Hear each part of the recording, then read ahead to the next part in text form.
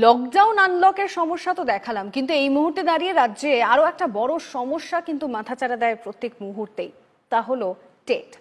হাজার চারেক চাকরি প্রার্থী নিয়োগপত্র পেয়েছেন, অজ্ঞাত কারণে সেই সৌভাগ্য হয়নি বাকি হাজার দশেকের। প্রাইমারি টেট পরীক্ষা উত্তীর্ণ চাকরি প্রার্থীদের কথা বলছে এই মুহূর্তে। এরা সকলেই প্যানেলভুক্ত, চাকরি পাওয়ার যোগ্য, কিন্তু ভোটের কারণে থমকে গিয়েছিল তাদের একাংশের নিয়োগ প্রক্রিয়া, আর তারপর থেকে আর চালু হয়নি। কিন্তু কেন বলুন তো? বিকাশ ভবন থেকে সংসদ দৌড়াদৌড়ি করে জুতোর সুপতলা খুইয়ে ফেলছেন চাকরি প্রার্থীরা, কিন্তু লাভ হচ্ছে কোথায়? কারো সম্বল টিউশন, কেউ বেসরকারি সংস্থার কাজ করে কোনো মতে সংসার চালান। লকডাউনে সেসব বন্ধ। পরিবারের মুখে কি তুলে দেবেন ভেবে কুল কিনারা পাচ্ছেন না সৌমেন প্রামাণিক, মদন দাস, বিপ্লব মণ্ডল, মকবুল বিশ্বাসরা।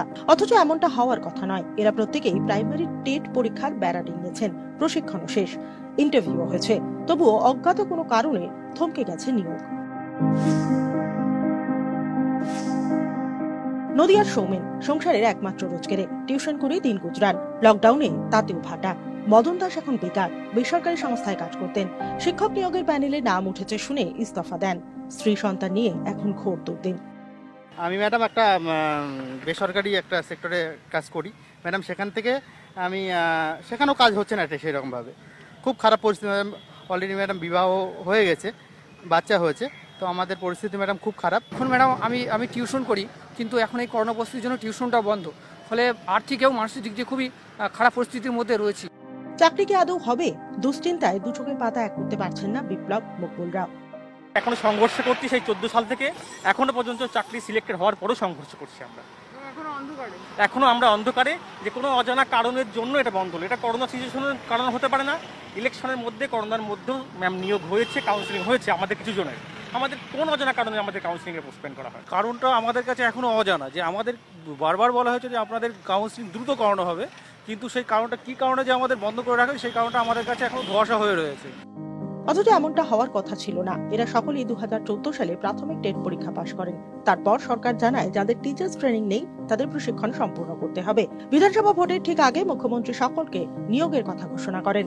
2014 15,284 জনের মেধা তালিকা প্রকাশিত হয়েছিল। গত বছরের 23 নভেম্বর নিয়োগের বিজ্ঞপ্তি জারি হয়। গত বছরের 25 নভেম্বর থেকে 2রা ডিসেম্বর আবেদনপত্র গ্রহণ করা হয়। চলতি বছরের 10 থেকে 17 জানুয়ারি পর্যন্ত ইন্টারভিউ হয়। 15 ফেব্রুয়ারি ফাইনাল মেরিট লিস্ট প্রকাশিত হয়। গোলমালটা শুরু হয় এর ঠিক পরে। বিভিন্ন জেলায় প্রাথমিক শিক্ষা সংসদে চাকরি প্রার্থীদের ইন্টারভিউ শুরু হয়। 4,500 প্রার্থী নিয়োগপত্র হাতেও পেয়ে যান, চাকরিতে যোগ দেন। মাঝে বাদশাদে ভোট, রাজ্যে জারি হয়ে যায় আদর্শ আচরণবিধি। আটকে যায় হাজার দশেক চাকরি প্রার্থীর নিয়োগ। ভোট মিটেছে, তবুও এদের নিয়োগ নিয়ে উচ্চবাচ্য করছে না সরকার। বিকাশ ভবন থেকে সংসদ, গত কয়েক মাসে বারবার দৌড়ে বেড়াচ্ছেন এরা। লাভ হচ্ছে কই? পরিষদের যিনি সেক্রেটারি রয়েছেন রীতা বাগজি ম্যাম, তাদের কাছে একাধিকবার আমরা গেছি এবং আমরা বিকাশ ভবনে এডুকেশন সেক্রেটারির সঙ্গে দেখা করেছি, করে কোনো সদুত্তর ম্যাম আমরা পাইনি। বিকাশ ভবন বলে এখানে যেতে, প্রাইমারি পরিষদ বলে বিকাশ ভবনে যেতে, এরকম করে আমরা দিশেহারা হয়ে গেছি। বিড়ম্বনার শেষ এখানেই নয়। ভোটে লড়েছেন খোদ প্রাথমিক শিক্ষা পর্ষদের সভাপতি মানিক ভট্টাচার্য। ফলে তাঁর ইস্তফার পর শূন্য পর্ষদ সভাপতির পদও। তাই কি করবেন? কার কাছে গেলে সমস্যার সমাধান হবে? কবে মিলবে চাকরি? উত্তর হাতড়াচ্ছেন হাজার হাজার প্রাথমিক টেটের চাকরি প্রার্থী। নির্বাচনের পরেও এই চাকরি প্রার্থীদের নিয়োগ প্রক্রিয়া নিয়ে এখনো পর্যন্ত সরকার কোনো সিদ্ধান্তের কথা জানায়নি।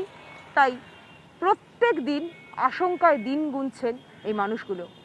ক্যামেরায় রজত শিকদারের সঙ্গে পৌলমী রায় বন্দ্যোপাধ্যায়, TV9 বাংলা।